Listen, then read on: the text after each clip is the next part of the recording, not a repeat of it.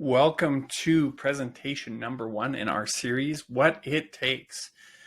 We're going to talk about the characteristics, the skills to be successful in your triathlon journey. So whether you're brand new to the sport or you've been in the sport for a little while, you're looking for some tips, some strategies to be a little bit more successful, then this is a great presentation for you. I'm Patrick Ash. I am an endurance coach. I've been coaching endurance sports for more than 22 years. Whew, time flies when you're having fun. And what I'm doing with this series is taking that 20 years of knowledge that I've learned from coaching and working with a variety of different people with different skill sets and helping them to be successful. At this point, we've helped over 4,000 people achieve different endurance goals through Endurance Journey coaching. So I'm really excited to bring you this information to help you in your own journey. So let's get into it.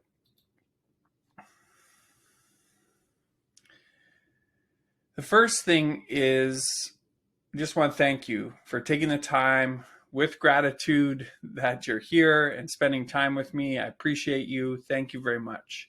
Now, there's 3 things that will help you get the most out of this presentation.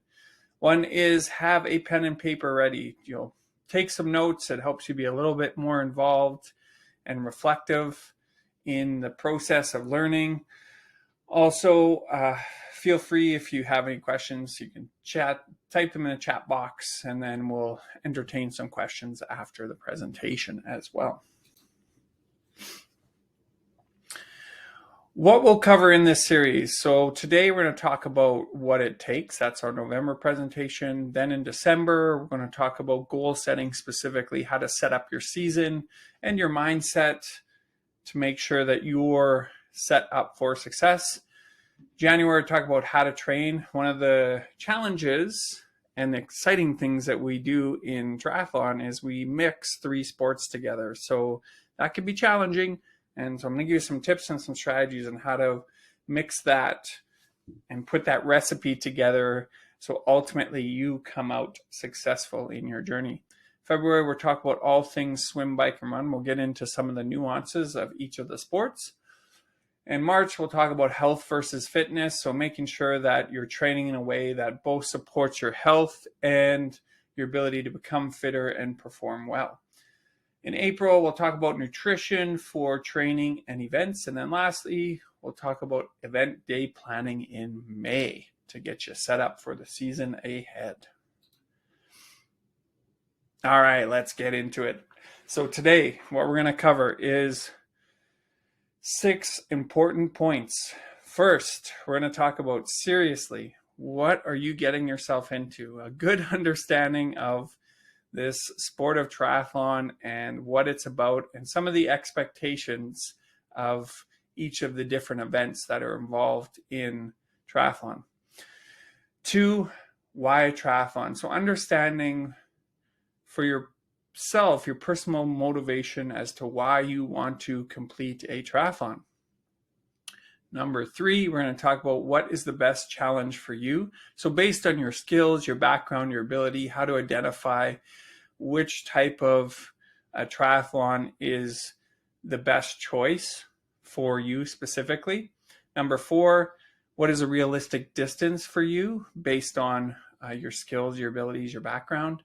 Then number 5, we're talking about a pyramid check. So I'm going to introduce this concept of a health pyramid or performance pyramid, and we're going to take some time to reflect on you personally, where you're at, and how you can take responsibility in building your own results pyramid, your own success pyramid in this journey. And number 6, how to make the most out of your experience, how to make it fun, how to make it enjoyable, so that not only do you become a better version of yourself, but you enjoy the process along the way. All right, let's get into it. Number 1, okay? My name is Patrick Ash, okay? And I've been a coach since 1996. That's been a long time. Since 2001. I've been competing in triathlon since 1996. Got into the sport on a dare from my brother. He challenged me to do a triathlon. So got out my mountain bike, my baggy shorts, big baggy t-shirt, big baggy swim trunks, pair of goggles, and just said, let's do this. And that's what we did. And I actually did my first few triathlons in that equipment setup.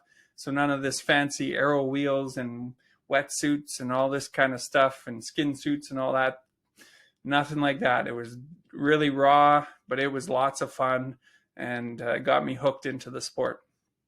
And then in 2001, I did a fieldwork term as I was finishing my kinesiology degree at the National Triathlon Training Center in Victoria. And that really sparked my interest about learning more about the sport, becoming a coach. And then I got my coaching certifications in 2001 and then started coaching people from that point. I started with youth athletes and then moved on to adults in the mid 2000s. And primarily I'm adult age group focused now with a specific interest in athletes who are approaching that 40 and over category or in that 40 or over category and looking to still enhance their performance and well-being and their health.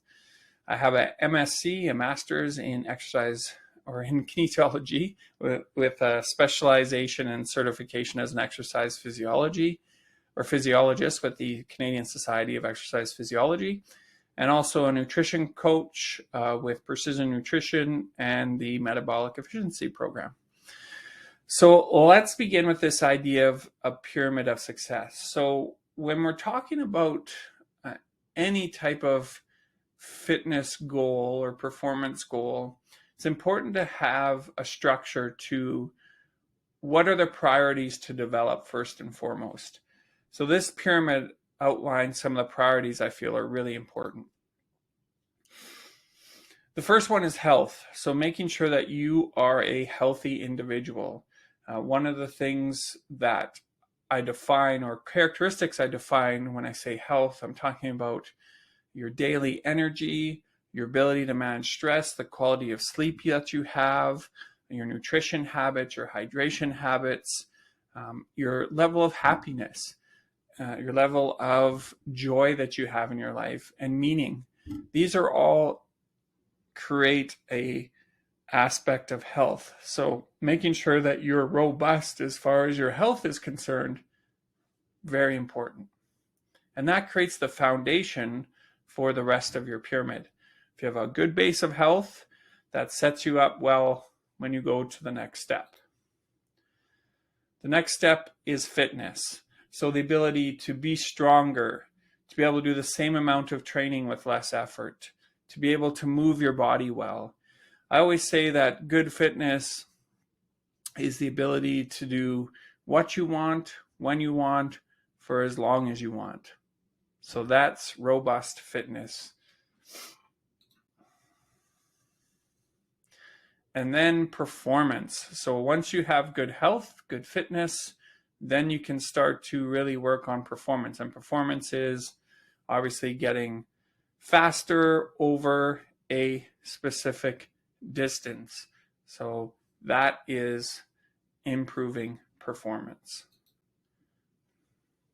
And then lastly, all those things are impacted and help to make the journey fun. So when you have good, strong health, your fitness is robust, you're performing well, that makes it fun. So that's our pyramid of success. And so I want you to reflect a little bit on your own journey and think about your own pyramid of success. And we're going to tie this together at the end of the presentation and really think about what areas are most important for you to develop in your own pyramid of success. All right, now, what are you getting yourself into? First things first. So this is just a quick overview of the different events in triathlon. There are other distances that are available to do. There's relays, but generally speaking, these are the kind of the big four. And we'll talk a little bit about these just as a quick overview. So sprint distance, and this includes a super sprint or tri, can be a swim distance of 350 meters to 750 meters, a bike of 10K to 20K, and then a run of 2 to 5K. Average finish time for the full sprint, so the longer distances there, is about an hour and 26 minutes, so roughly an hour and a half. Standard distance, or Olympic as it was previously called, swim is 1,500 meters, the bike is 40 kilometers, the run is 10 kilometers, the average finish time is around 3 hours. 70.3 half iron race, swim is 1,900 meters, bike 90K, run 21.1, and the average finish time is around 6 hours, 20 minutes. And then Ironman, the swim is 3,800 meters, bike is 180K, and run is 42.2, 13-hour finish time. And again, this is an average of all the participants, male, female. Finish times will vary based on the age group we're talking about, the difficulty of the course, and obviously the conditions on that given day. So just keep that in mind. These are averages of all the different races. This is from Sports Stats, so all the different races across North America. Okay, identify your why. So this is really important when we're thinking about your journey. You've signed up for, you're thinking about signing up for a particular endurance event, and that's awesome. But you have to understand what's your motivation behind wanting to do that particular event. Think about that for a second. And why that's important is because it will provide some meaning to the idea of why does this goal matter to you? Why is it important? And secondly, how will this commitment make your life better? So you're about to commit to completing this race. You're going to train for it. You're going to prepare. You're going to commit the time. How is this going to make your life better at the end of the day? So what we're going to do is go through an exercise to help you really get down to identifying why does it matter and how will it make your life better. And it comes by asking 5 questions. And this is called the 5 whys exercise. So this is a great time to bring out your pen and paper, and you can take an active role in this part of the presentation. So let's say that you've signed up for an event, or you're thinking of signing up for an event. If you haven't, but you're thinking about it, just pretend that event you're thinking about is the one you're going to sign up for. First question I want to ask you is, why do you want to do this particular triathlon? So whatever the triathlon is, why do you want to do it? Okay, so for myself, I want to challenge myself. That's the first thing that comes to mind. This is how I want you to do this exercise. Don't overthink it. Just whatever pops into your head, the first answer to the question, just jot that down. It doesn't have to be a novel, just a quick jot down there. Part 2, why do I want to challenge myself? Okay. I want to challenge myself because I'll get fitter and stronger. So I want to challenge myself. Why do I want to challenge myself? To get fitter and stronger. Question 3. Why do I want to get fitter and stronger? When I'm fitter and stronger, I feel better about myself. Okay, so you see where this is going. I'm just digging into my answers, getting to the deeper meaning of why I want to do this. I'm sure you know what question 4 is. Why do I want to feel better about myself? When I feel better about myself, I'm more assertive and confident. So whatever your answers are, you just follow it up with a why to that particular answer. So lastly, question 5, why do I want to become more assertive and confident? And this is where we really get into the meaning. When I'm more assertive and confident, I feel in control, make better decisions, and get what I want out of life. Now, if you compare that answer to what I had in question number 1, much more detailed, much more relatable, impactful, versus that vague answer of challenge myself. So this will be a strong motivation for me as I move forward to get a lot of insight with a few little questions. So what you want to think about, in order to be truly happy, healthy, strong, and fit, it's important that you relate your goal to your deeply held values. Because if you don't do what you believe or feel to be in your gut as right, or a strong purpose behind it, your energy over time will show it. It's like your energy will leak out and you'll get weak in body, mind, and spirit. And you'll typically have trouble following through with your goal. If you live according to your values in life, in sport, you have a much stronger chance of having a much greater and richer experience than if you're vague with your reasoning behind choosing to do something. Now, number 3, the best challenge for you. How do you identify which is the best challenge for you? So we've taken our why. We have a very deep and meaningful purpose behind why we want to do this particular event. Now let's identify what's the best challenge. So first thing you want to do is understand your current level of experience in fitness. If you're coming off the couch, you've been inactive for quite some time, it's important that you understand, you start where you are, not where you want to be 6 or 7 months from now. That's a recipe for illness, injury, and a very poor experience. Number 2, do your research. Understand like the venue. So is it in a place you want to go to, you want to travel to? Is it close by? What's the community like? Do they support the event? Are there people that are going there that you know that can be of support to you? Is it a place that your family wants to go to? Does your family support your goal? That's super important as well. What's the cost of the event? There's often travel costs associated, you know, if you have to fly somewhere versus drive somewhere, all those things play into it. And support, does the community support the event well? Is it a well-established event in that community? If it's a newer event, sometimes it can have some hiccups, whereas a more established event tends to run a little bit more smoothly. If you're not sure, the best way to learn about these events is be a volunteer. Go to an event, volunteer, so you get to see how it all operates, you know, how it works. You learn a lot about the sport that way and how it's organized. So that's a great way to learn a little bit more. Contact your local club and they'll be able to direct you in the best ways to volunteer. Number 3, your available time and equipment. And this is super important to understand. We're going to dig into this a little bit further to understand, okay, what type of equipment do you have available to you? What time do you have available? You know, considering all your priorities going on, it's important to understand what's realistic. What's a realistic challenge, a goal for you to take on, given the amount of time you have to prepare, plus the equipment you have available, your resources. So picking the right distance is a key element to ensure you have a great experience. So let's dig into understanding, how do we pick a realistic distance? What does that mean to me? We're going to dig into that a little bit here.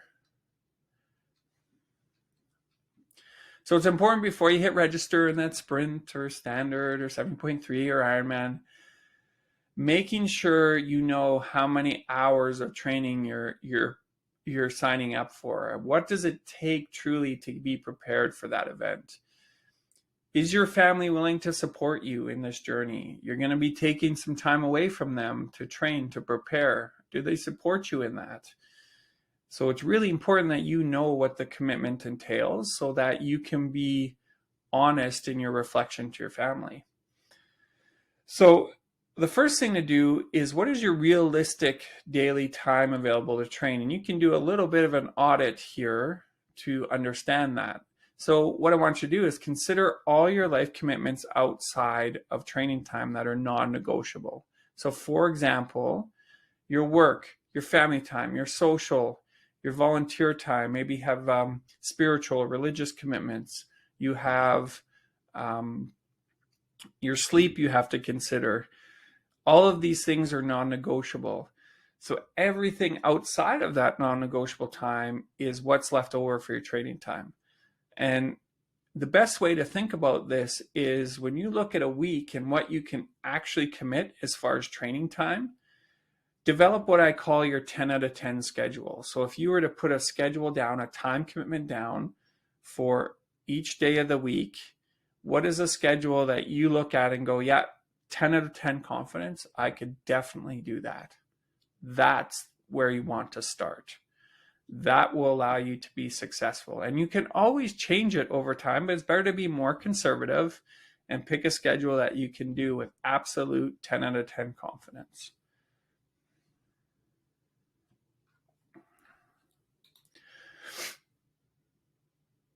Give yourself a comfortable amount of time to prepare for the event. Again, really important. So here are some general parameters for a sprint triathlon. 3 to 4 months, 4 to 5 hours a week commitment as far as training is concerned. Standard 6 months, 5 to 7 hours a week. Half Ironman 70.3, 9 months, about 8 to 11 hours a week. And then Ironman 12 months, 10 to 14 hours a week. This is average, okay? So it's going to fluctuate based on the time of year that you're in. You might be doing less towards the beginning of your program and then more as you get closer to the event. But this just gives you an average understanding of what the time commitment is.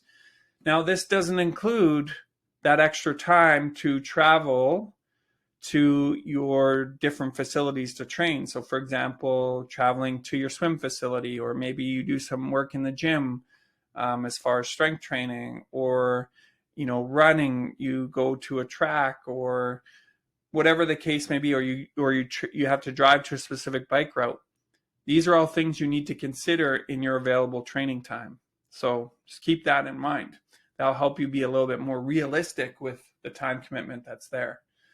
Generally speaking, percentage-wise in a race, like for a total time, the swim's about 23%, the bike's about 44% of the time for the event, and then your run's about 33% of that total time. So it's important to understand that what the time commitment is, and there'll always be times where it's a little bit more and a little bit less, but this gives you a general idea of what the commitment is. How to pick the right distance for you. What type of equipment do you have available? So do you have the basics, a swimsuit and goggles? That's your basics to start with. Then you can move on to getting a wetsuit and a cap. So if I've only got a swimsuit and goggles, I might choose only to do a triathlon that has a pool swim versus a lake, just to get myself acclimatized. I always recommend a pool swim triathlon to start if you're new to the sport. Just a much more comfortable environment. You'll be training in that environment, so it'll just make it a little bit more comfortable when you get to race day, and you'll feel a little bit more prepared for that environment. A bike, do you have a mountain bike, a hybrid, a road, a tri-bike? What type of shoes do you have? Helmet, wheels, gearing, all of this plays a role. So the type of, if you have a really basic mountain bike, you may want to pick a flatter course, a shorter distance course versus a course that's really technical or has a lot of climbing or that type of thing. So you may need, you may want to have better equipment for the harder courses, or maybe you just like a challenge and you don't really care. That's fine too. But it's important to understand how your equipment will play into that. The type of wheels that you have, if you just have a basic set of wheels, the easiest way to gain speed in triathlon is get a better set of wheels, get a more arrow-shaped helmet. Those are two easy ways to save some speed. What I like to say, buy speed. So yeah. So again, it depends on the type of gear that you have for your swim and your bike, your run. Do you have proper shoes and the proper type of running gear so that you can train appropriately is important as well. Training facilities available. Do you only train at home? Or do you have a facility that you can go to? Is it mostly indoor versus outdoor? So you got to consider that travel time that it takes to train in those different facilities. Okay.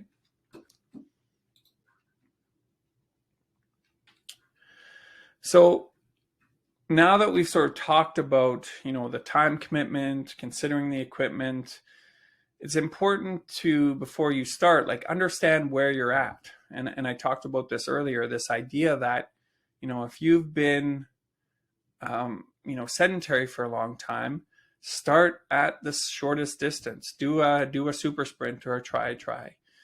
so that you can get into the sport and start at a level and be able to take your time progressing up with your training, so that you can get used to the training, your body can have time to adapt, versus, picking a really, challenging goal like doing a 70.3 or an Ironman distance race. I always recommend that if you're going to move up, or you're doing, say, an Olympic or standard or 70.3 or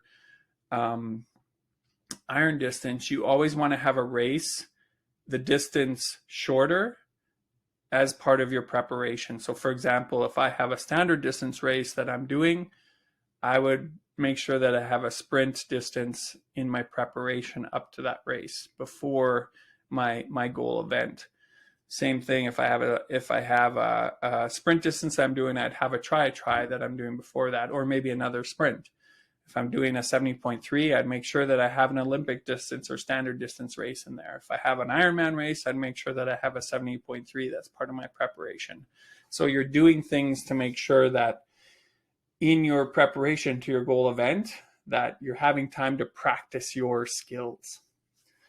So in this pyramid of success, it's important to take ownership over your journey. So understand where your pyramid is at.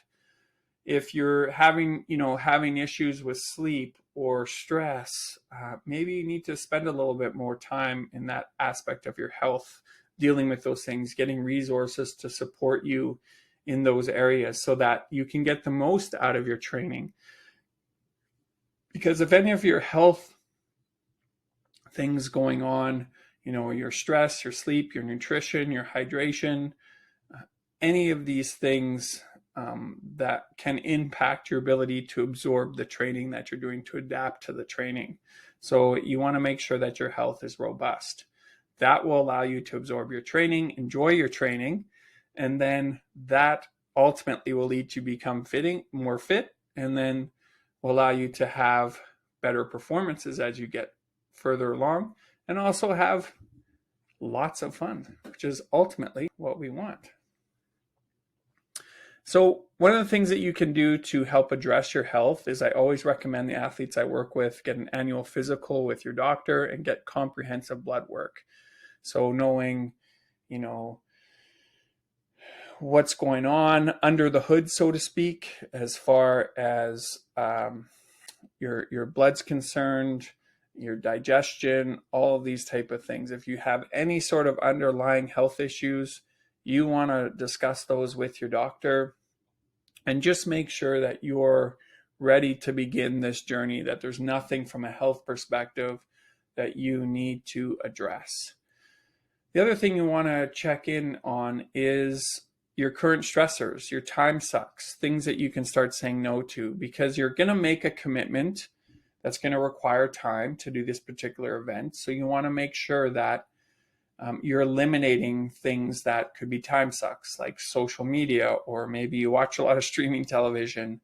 Where can you free up some time for things that really aren't adding to your health and well-being, but rather you can limit or eliminate those, so that you start saying no to those things so you can say yes to the better version of yourself. So just think about that. Are there some things that you can start to limit or eliminate, so that, again, you free up some time and maybe allow you to be a bit more consistent and be able to really enjoy and embrace the training that you're committing to. And then from a fitness perspective, one of the things that I suggest is getting a movement and fitness assessment. If you have a coach that you're working with, or a trainer or a physiotherapist, just making sure that you understand where you are at from a strength and movement or range of motion as far as your joints are concerned. And also too, what's your base level of cardiovascular fitness? How well do your heart and lungs operate under stress? So being able to assess that so that you begin at a level that's appropriate for you. Really, really important. The next thing is begin at a level, intensity, and duration that you can consistently complete every day. I talked about that 10 out of 10 schedule. So make sure that you're starting at a level where you're at. If you're currently, training only 4 hours a week, you don't want to jump into a program that requires 8 to 10 hours a week. You want to start at a level where you're at. It should start at 4 hours a week, and then you gradually build up from there over time. What's a reasonable amount to increase? Well, you just start adding little bits each week to each discipline. So I might add maybe 10% to my run one week and stay there for a few weeks. And then after that, I might add a 10%, distance or time to my swim. And then I'll stay there for a few weeks and then do my bike.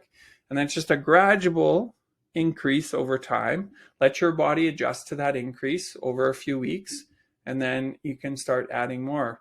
Again, it's going to come down to the time you have available. If you only have so much time, there's only so much you can put into your training. So you have to make sure that you begin at a level that's reflective of where you're at from a fitness perspective, so you don't get injured and you don't get sick, and you can enjoy the experience.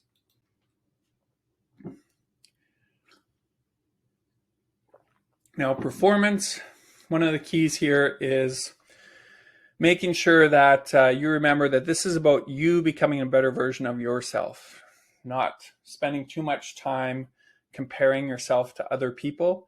That's really important, and thinking about how you can just be a little bit better version of yourself each day. That will lead to better performances over time. Setting targets for your own accountability to your training. So maybe you have set a target for yourself to have, 6 training days per week. That's your target. Or maybe you want to do a little bit of training each day. So you might go for a 7-day streak or a 14-day streak or a 21-day streak where you're hitting all your training markers. But be okay with a distance that works for you. That's important. So start where you're at and be okay with that, and try to do the best you can considering the level where you're starting. There's no belt system in triathlon, okay? You don't go from a white belt to yellow belt.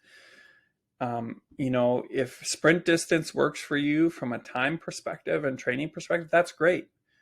You are not less valuable than someone who does a standard distance or Olympic distance or a 70.3 or an Ironman. You do what works for you and do your best at that distance. And that's what matters most.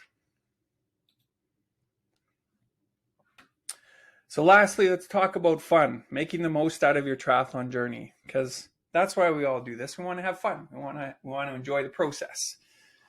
So one of the things that we can do is we can seek fun. So you want to build a tribe, a community, people who you like to spend time with, who are like-minded, maybe doing the same pursuits as you. So you can join a local team or club.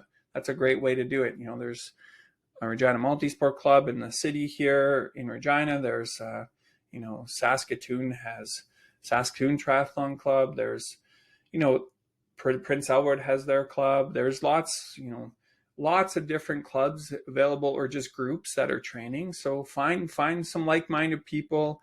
It provides you an opportunity for support, accountability, and to learn from others, which is awesome, which will really make the journey enjoyable. The next thing is you want to seek fun. So get support. Having a coach or getting some sort of coaching system in place for yourself can be super helpful and save you a lot of headaches and a lot of stress, and decrease your risk of an injury and illness, and also increase your opportunities to have an awesome, wicked, enjoyable experience exponentially. So having coaching is super important. Yes, I'm biased, but I've also, like I said, helped 4,000 or more people now. So I know the value of coaching and how important that is. And a little bit of investment in coaching support can go a long way to your enjoyment for sure. Also having family support, having people in your corner, friends in your corner who support your goals, who are there to give you a pat on the back when things go well, but also be able to give you some encouragement when times get challenging. Because it's when you have a goal, it's never a straight rise up. There's always peaks and valleys. So being able to have some people in your corner becomes really important as well. There's also lots of virtual clubs out there too that, I coach virtual sessions as part of what I do with Endurance Journey, and that helps people to be accountable and just feel a part of a community as well. So if you're in more of a location that doesn't have clubs present, you can always find virtual opportunities as well. And then lastly, seek fun. One of the things is remember that you're doing this for fun. And it's that consistency of showing up each day that will lead to the improvement and enjoyment over time. Each day that you get to train, each day that you get to be out there, challenging your body is something to be grateful for. It's a blessing. So really seize that day. Look at it as an amazing opportunity to allow yourself to be a little bit better. And you keep piling those days on top of each other and you'll make amazing strides. You won't recognize the person you were a year ago with that consistency. So again, be grateful and seize the day. So our 6 takeaways from our presentation today. One is different triathlon distances. We talked about the big 4, and then there's also a few variations on that, but we focused on the 4. Know your why. So what's your reason for doing this event? Why does it matter to you? How will this commitment make your life better? How to select your race based on your current abilities, what resources you have available. Understanding the time commitment is really important, and understanding, again, those resources that you have available as far as equipment concerned can dictate which events maybe are a better choice for you. And then set up your success pyramid. So we talked about the importance of health, of fitness, of performance, and lastly, creating an enjoyable experience for yourself. We want to have fun, and that's the most important thing, is getting that support, that community, challenging yourself, being consistent, having, your family support, your friend support, and just looking at it as a challenge that's going to allow you to grow, to improve, and become a person that you don't recognize in a year from now. And because you've done some amazing things. So I really want you to focus on how to make your journey fun. That's the biggest component you want to put into place for sure. All right, so any questions? We'll open it up now. I want to thank you for coming out today. I really appreciate you taking the time. I'm super grateful. You can download the presentation here if you like, and if you need some help, you can contact me at patrick@endurancejourney.com. The QR code here will just be the one on the left, just so you know. And don't download this one on the right. That's a different QR code. And then patrick@endurancejourney.com, Endurance Journey, and then Endurance Journey on Facebook. So need any assistance, please reach out. I'd be happy to meet with you.